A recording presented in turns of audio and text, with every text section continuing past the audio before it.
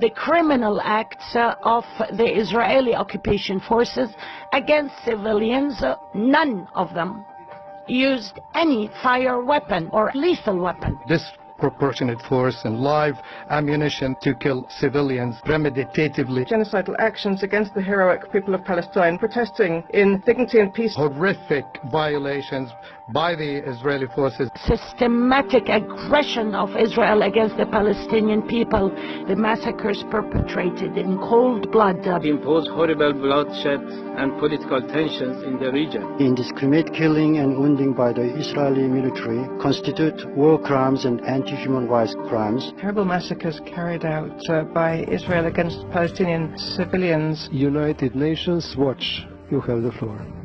I commanded British troops in Afghanistan, Iraq, the Balkans and Northern Ireland, and served with NATO and the UN. I've come straight from the Gaza front line to share my assessment. Based on what I observed, I can say that everything we just heard here is a complete distortion of the truth.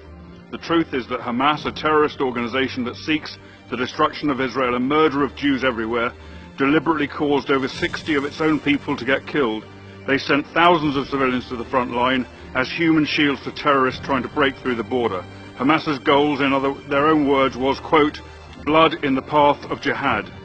I ask every country in this council, you've all been telling us that Israel should have reacted differently, but how would you respond if a jihadist terror group sent thousands to flood your borders and gunmen to massacre your communities?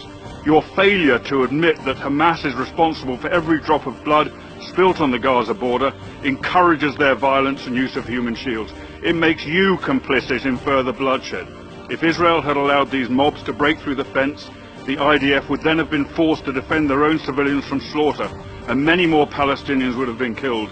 Israel's actions therefore saved lives of Gazans, and if this council really cared about human rights, it should commend the Israel Defense Force for that, not condemn them on the basis of lies.